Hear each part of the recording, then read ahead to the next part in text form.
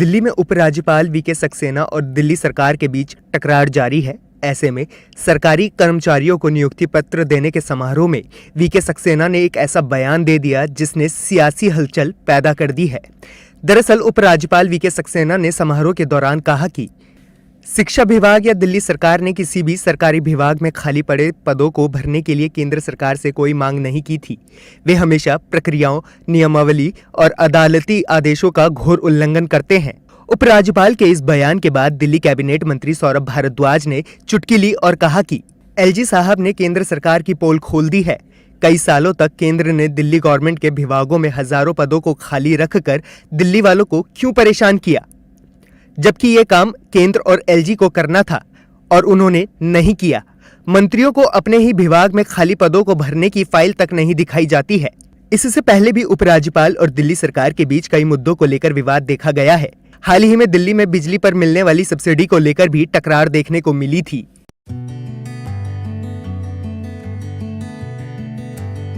देश में आगामी 2024 के लोकसभा चुनाव को लेकर महागठबंधन की हवा बिहार से चल रही है। ऐसे में बिहार में राजनीतिक पार्टियां इफ्तार पार्टी कर अपना शक्ति प्रदर्शन कर रही हैं। इस इफ्तार पार्टी में बिहार के सीएम नीतीश कुमार, तेजस्वी यादव, जितन राम मांझी और बिहार कांग्रेस के अध्यक्ष अखिलेश प्रसाद सिंह समेत महागठबंधन के सभी बड़े नेता एक ही मंच पर नजर आए।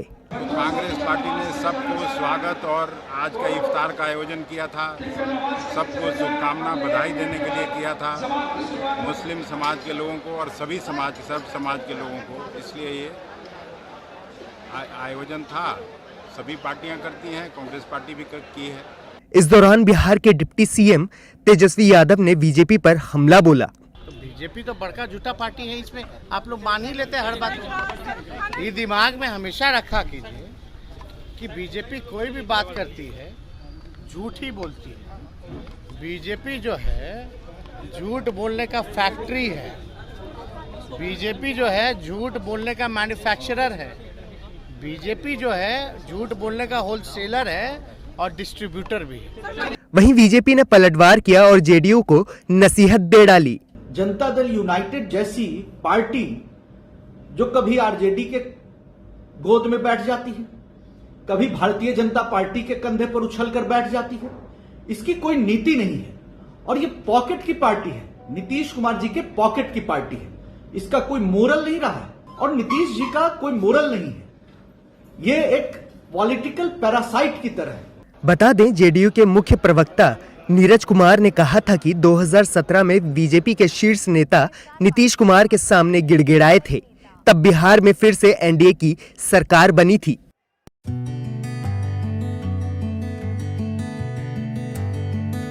नमस्कार, मैं हूं विशाल उपाध्याय।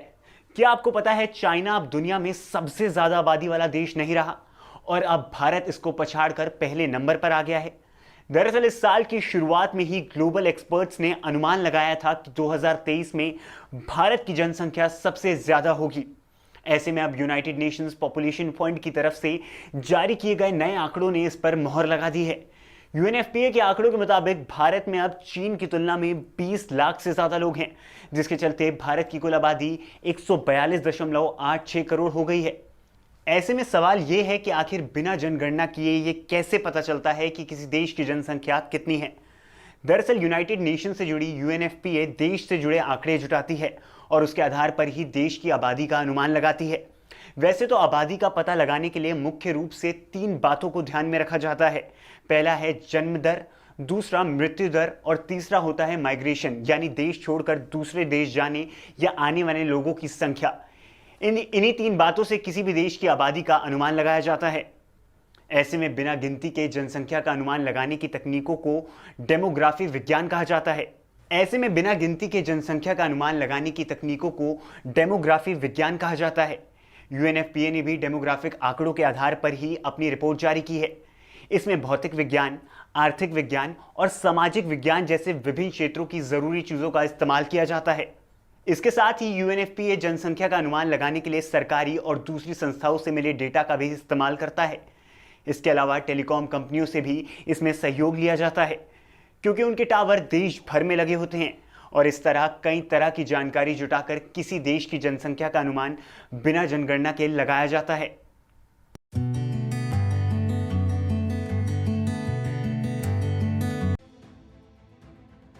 मानहानि मामले में राहुल गांधी को सूरत सेशंस कोर्ट से राहत नहीं मिली है और अदालत ने याचिका खारिज कर दी है। दरअसल राहुल गांधी ने उनकी सजा पर रोक लगाने की मांग की थी। आपको बता दें कि सूरत की एक सत्र अदालत ने कांग्रेस नेता राहुल गांधी के मोदी सरनेम वाली टिप्पणी को लेकर आपराधिक मानहानि मामले में दोषी ठहराते हुए उन्हें 2 साल की सजा सुनाई थी। इसके चलते राहुल गांधी की संसद सदस्यता चली गई थी और अब सेशंस कोर्ट से भी राहुल गांधी को निराशा हाथ लगी है। हमारे पास जितने भी कानूनी विकल्प हैं, प्राथमिक जिसमें है उच्च न्यायालय की तरफ जाना, उसके अधिकार क्षेत्र का हम उपयोग करेंगे, निकट भविष्य में करेंगे। इसमें तिथि देना आवश्यक नहीं है, लेकिन हमारे सभी अधिकार क्षेत्र जल्द से जल्द इस्तेमाल किए जाएंगे। वहीं इस फैसले के बाद एक बार फिर सियासत गर्मा गई है और बीजेपी ने एक बार फिर से राहुल गांधी पर निशाना साधा है। राहुल गांधी सूरत के अपीलिएट कोर्ट से क्या उनके जो सजा उनको मिला था, क्या उस पर रोक लगेगी, इसको लेकर बहुत सारी चर्चाएं हो रही थी। और अब जब सूरत के अपीलिएट कोर्ट का जजमेंट आया है, उसका वर्डिक्ट आया है, पूरे देश में खुशी का माहौल है।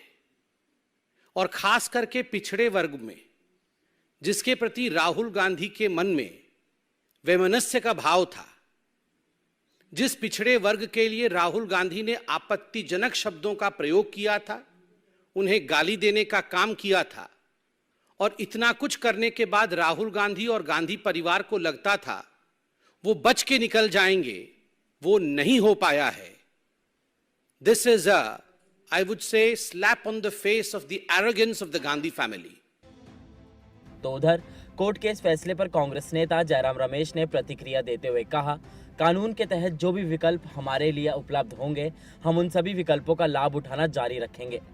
दरअसल ये पूरा मामला 2019 का है, जहां 2019 कर्नाटक लोकसभा चुनाव के दौरान एक रैली में राहुल गांधी ने कहा था कि कैसे सभी चोरों का सरनेम मोदी है।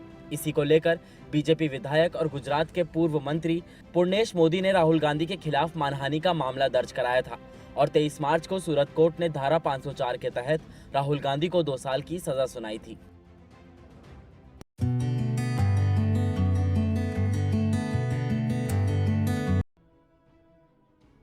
पुलिस कस्टडी में मौत के घाट उतारे गए माफिया अतीक अहमद और उसके भाई अशरफ की हत्या के बाद पूरा विपक्ष योगी सरकार पर हमलावर है और विपक्ष पुलिस सेफ्टी में हुई इस दोहरे हत्याकांड को लेकर सियासी बयानबाजी लगातार कर रहा है। लेकिन हद तो तब हुई जब यूपी निकाय चुनाव में कांग्रेस के एक प्रत्याशी ने ऐसी डिमांड रख दी जिसे सुनकर सभी का दिमाग चकरा गया। दरअसल कांग्रेस प्रत्याशी राजकुमार उर्फ रज्जू भैया ने माफिया अतीक अहमद को शहीद बता दिया और अतीक अहमद को भारत रत्न दिए जाने की मांग भी कर डाली। साथ ही अतीक की कब्र पर पहुंचकर तिरंगा तक उड़ाया और उसे सलामी भी दी। अतीक अहमद का जिस तरह से योगी सरकार ने मर्डर कराया, योगी जी को इस्तीफा देना चाहिए। मैं कांग्रेस का वार्ड नंबर 43 से पार्षद प्रत्याशी हूं और मैं ये मांग करता हूं कि अतीक अहमद को भारत रत्न दिया जाए। और क्योंकि जनप्रतिनिधि थे वो शहीद हुए हैं, उनको शहीद का दर्जा दिया जाना चाहिए और अतीक अहमद को शहीद का दर्जा दिया जाना चाहिए और भारत रत्न दिया जाए। मोदी जब मुलायम सिंह को पद्म विभूषण मिल सकता है तो अतीक अहमद को संसद से अतीक अहमद को क्यों नहीं मिलता भारत रत्न? उनको क्यों राजकीय सम्मान नहीं दिया गया? क्यों नहीं उनको तिरंगा झंडा उड़ाया गया? इस वीडियो के वायरल होने के बाद पार्टी ने राजकुमार को 6 साल के लिए निष्कासित कर दिया है और इस वीडियो के आधार पर राजकुमार को हिरासत में लिया गया है। बता दें कि इससे पहले भी कई जगहों पर अतीक अहमद के कुछ बैनर दिखे गए थे जिसमें उसे शहीद बताया गया था। तो उधर बीजेपी प्रवक्ता शहजाद पूनावाला ने ट्वीट कर कांग्रेस पर निशाना साधा है और कहा कि कांग्रेस का हाथ हमेशा अतीक, अशरफ, याकूब अफजल जैसे के साथ है। वहीं बीजेपी विधायक रघुराज प्रताप सिंह ने यूपी विधानसभा में यूपी के लॉ एंड ऑर्डर को लेकर बड़ी बात कह डाली। उत्तर प्रदेश के लॉ एंड ऑर्डर की मिसाल उत्तर प्रदेश के बाहर भी दी जाती है और प्रशंसा होती है। ये हम सभी लोगों के लिए खुशी की बात है। सुधार की गुंजाइश तो हमेशा रहती है। सरकारें हनक से चलती हैं, जनसेवा से चलती हैं और जैसा कि मैंने पहले निवेदन किया, 30 वर्ष में पहली बार ये अवसर आया है कि अपनी कार्यशैली पर,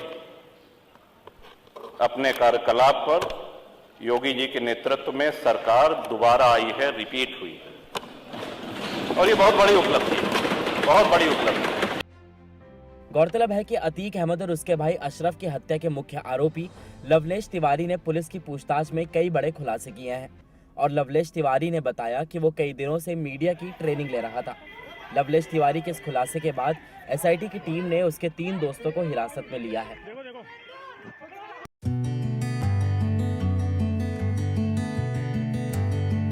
नमस्कार, मैं हूं संजीव शर्मा। तो आज आपको बता दें कि इस हफ्ते पहली बार स्टॉक मार्केट जो है ग्रीन में आया है। पूरे हफ्ते आप तरस गए थे मार्केट को ग्रीन में देखने के लिए, तो आज के दिन आपकी वो हसरत पूरी हो गई है। 64 पॉइंट्स आज मार्केट पे, हल्का सा ही अप है, ग्रीन है लेकिन बहुत हल्का सा, ज़्यादा नहीं है। तो देखिए मार्केट इसलिए ऊपर नीचे हल्का फुल्का हो रहा है क्योंकि इसमें कोई डायरेक्शन नहीं है, ना ऊपर की तरफ डायरेक्शन हो रहा है ना नीचे की तरफ डायरेक्शन हो रहा है। ऐसे मतलब बस पड़ा हुआ है बाजार में एक तरीके से, तो डायरेक्शन है नहीं, तो कंसोलिडेशन हो रहा है। तो स्टॉक में कोई थोड़ा खरीदता है थोड़ा बेचता है, तो मतलब शार्प मूव्स देखने को मिल नहीं रहे अभी। और दूसरा भी रिजल्ट्स का सीज़न चल रहा है। आपको पता है कि अप्रैल का महीना है, तो मार्च एंडिंग का जो क्वार्टर होता है तो उसके रिजल्ट्स और एनुअल रिजल्ट्स अभी सब डिक्लेयर कर रही हैं कंपनीज। आईटी कंपनी सबसे पहले डिक्लेयर कर देती हैं रिजल्ट्स, बाकी सब बाद में होता है।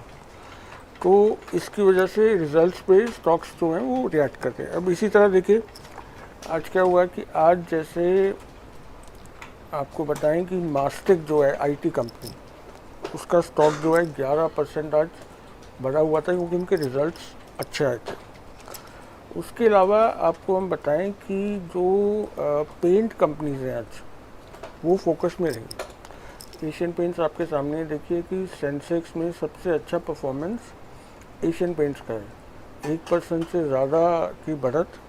और उसके अलावा इंडिगो पेंट्स जो है वो 6% से ज़्यादा की बढ़त लेके आज पेंट कंपनीज में काफ़ी एक्साइटमेंट था क्योंकि घरों की बिक्री तेज़ हो रही है, तो पेंट की खपत ज़्यादा है, लोग घरों को रेनोवेट करा रहे हैं, तो पेंट का अच्छा वो चल रहा है। उसके अलावा देखिए एक और कंज्यूमर इंडस्ट्री, आज एक्चुअली कंज्यूमर इंडस्ट्रीज़ का दिन था। होटल स्टॉक्स में आज अच्छी तेज़ी थी। लेमन ट्री होटल्स आपके सामने, बड़ी चेन होटल्स की, ये स्टॉक आज देखिए 86 रुपये 60 पैसे पे बंद हुआ है, 4% से ज़्यादा की तेज़ी। और होटल्स में क्या हो रहा है कि जो इनका एवरेज रूम टैरिफ होता है वो बड़ा अच्छा चल रहा है। क्योंकि देखिए इंडिया में कैसे हो रहा है कि अभी G20 समिट चल रहा है, तो लोग आते हैं, होटल्स का वो फिलअप होता है, ऑक्यूपेंसी वो चल रहा है, आपका IPL चल रहा है, उसके अलावा कई और टूर्नामेंट्स हैं, सब चीज़ें हैं। तो ये सब आउटडोर एक्टिविटी जो है बहुत ज़्यादा है, तो होटल्स के लिए बहुत अच्छा सीज़न ये कहा जा रहा है। उसके अलावा आपको बताएं कि आज जो कंज्यूमर स्टॉक्स थे 2 और, उनमें भी अच्छा मूवमेंट था। एक था शॉपर स्टॉप, वो 4% से ज़्यादा बढ़ा, आपको पता है बड़ी शॉपिंग की चेन है। और दूसरा मेट्रो ब्रांड्स, जिसमें राकेश झुनझुनवाला भी इन्वेस्टर हैं, और शूज़ का एक अच्छा ब्रांड जो है 6% से ज़्यादा आज रहा। तो आज बेसिकली कंज्यूमर स्टॉक्स की तरफ फोकस ज़्यादा था। बाकी मूवमेंट जो है मार्केट का वो साइडवेज है, लेकिन अच्छी शुरुआत आज ये है कि कई दिनों के बाद मार्केट जो है वो ग्रीन में बंद हुआ है पहली बार इस हफ्ते के। Bell icon. Never miss an update.